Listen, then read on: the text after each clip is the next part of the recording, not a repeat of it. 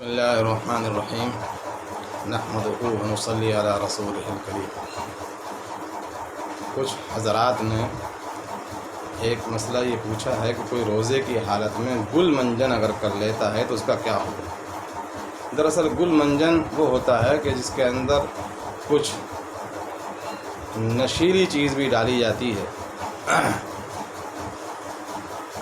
تو اس سلسلے میں کہ آیا گل منجن کرنے سے روزہ ٹوٹ جاتا ہے یا روزہ نہیں ٹوٹتا ہے۔ تو اس سلسلے میں دراصل عرض یہی ہے کہ ایک ضابطہ کہ جب تک کوئی بھی چیز حلق کے اندر رہتی ہے اس وقت روزہ نہیں ٹوٹتا ہے۔ ہاں البتہ اس کا جب ذائقہ محسوس کرتا ہے تو یہ ذائقہ محسوس کرنا، چکھنا، اس کے ذریعے سے روزے کے اندر کراہت آتی ہے، روزہ ٹوٹتا نہیں ہے۔ گل منجن کا حکم بھی یہی ہے کہ اگر اس نے اس منجن سے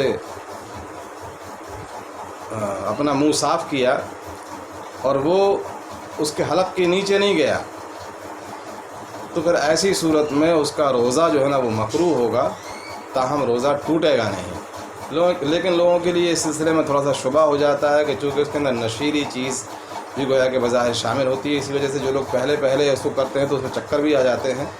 تو اس لیے میں اس میں آپ کے لیے قاموس الفقہ جو مولانا خالد سیف اللہ صاحب دامت برکاتہم کی کتاب ہے، انہوں نے صفحہ نمبر 294 پر، جلد نمبر 4 صفحہ نمبر 294 پر وہ تحریر فرماتے ہیں کہ موجودہ زمانے میں دانت کی صفائی کے لیے گل، تمباکو یا کوئی اور خوشبودار پیسٹ استعمال کیا جاتا ہے، چونکہ ان میں ذائقہ پایا جاتا ہے اور خصوصیت سے جو لوگ گل وغیرہ کے عادی ہوتے ہیں ان کو اس سے قریب اسی طرح کی تسکین حاصل ہوتی ہے جو عام لوگوں کو کھانے پینے سے حاصل ہوتی ہے۔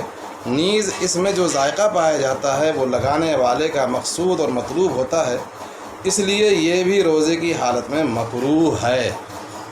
یہ انہوں نے قاموس الفقہ میں صفحہ نمبر 294 اور جلد نمبر 4 میں یہ گویا کہ تحریر فرمایا ہے۔ اسی طریقے کا ایک مسئلہ فتاوی محمودیہ میں حضرت مفتی صاحب رحمۃ اللہ علیہ کی کتاب، اس میں صفحہ نمبر 165 پر یہ سوال ہے، اس کے بعد 166 پر اس کا جواب ہے، جلد نمبر 15۔ روزے کی حالت میں تمباکو سے تیار شدہ منجن کا استعمال۔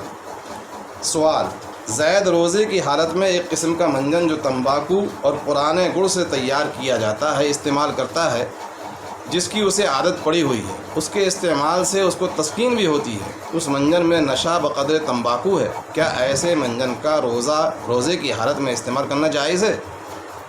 جواب میں تحریر فرماتے ہیں کہ حضرت مفتی صاحب کہ اس سے پورا پرہیز کرے، اکثر اس کا کچھ حصہ حلق کے اندر پہنچ جاتا ہے، نشے کا ہونا مستقل وجہ منع ہے۔ اس لیے یہ کہا جائے گا کہ گل منجن روزے کی حالت میں نہیں کرنا چاہیے، روزہ افطار کرنے کے بعد میں یا جو ہے سحری سے گویا کہ پہلے اس کو کرنا چاہیے نا۔ روزے کی حالت کے اندر اس سے پرہیز کرے، یہ زیادہ بہتر ہے۔ تاہم اگر کوئی کر لے گا تو اس کے اندر کراہت ہے، اس سے روزہ نہیں ٹوٹے گا۔ واللہ اعلم بالصواب۔